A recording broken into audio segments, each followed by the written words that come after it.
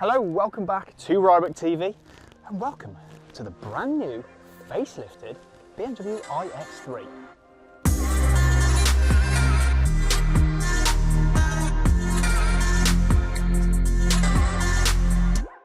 Now, the main differences with the iX3 are in the looks, but before we look at that, get ready to pause your screen because I'm going to put the stats on this car on in 3, 2, 1.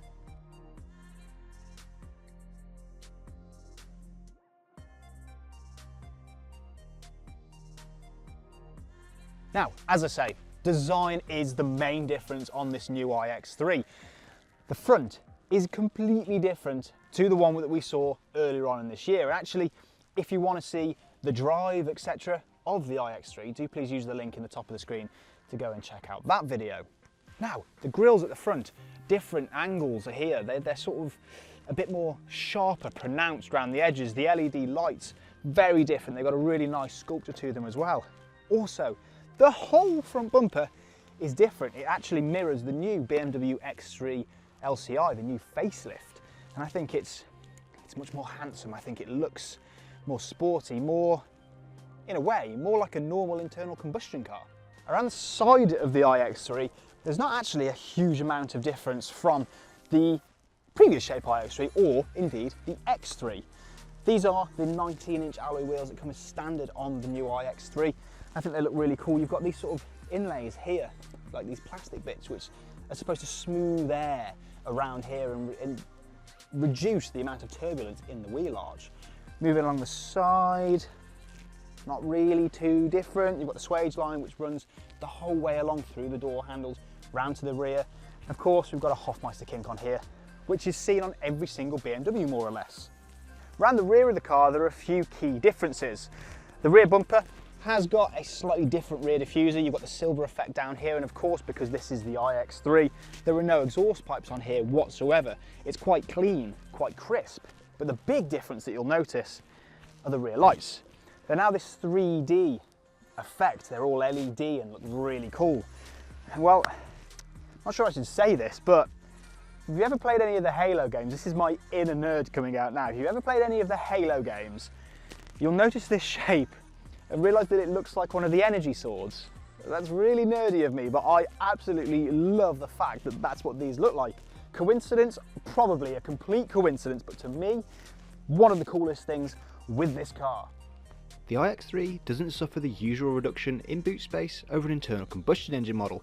It has the same generous 510 litres of space in the boot as its petrol and diesel powered stablemates. Inside the iX3 is very recognisable as BMW. This new shape hasn't really changed too much to the shape that we tested earlier on in the year. Again, you've got not really too much to show you that this is an electric car, which I actually really like. There is a little bit of blue around the gear selector down here, a blue starter, blue around the BMW badge here, and that's about it. You do get a slightly larger infotainment screen here with operating system 7, and you also get wireless Android Auto and Apple CarPlay, which I suspect most people will use. Directly in front of me, we've got BMW's brilliant driver cockpit. It's all digital and triangular, and it shows you your range that you've got left, the temperature of the car, etc, etc. It's really easy to use. But this car is pretty much exactly the same, really. There's not a huge amount to tell you. The big difference, though, is the steering wheel. This is now the M Sport steering wheel, more chunky, more to hold on to. I think it feels a bit more premium, a bit more upmarket. I really like it. In terms of the drive of the new iX3, it hasn't really changed. They've not changed anything with the mechanics of this car, with the way that it drives, with the steering setup, with the suspension. Everything is exactly the same as the car we tested earlier on this year. However, if you're only just watching this video, I am going to take it out now for a drive and tell you exactly what it's like. To drive, the iX3 feels no different than the one that we drove earlier on this year. And that's because BMW has changed precisely nothing in the underpinnings of this car. This is pretty much just a cosmetic change. So if you want to see an in-depth review on how this car drives, do please use the link in the top of the screen to check out our video from earlier on this year.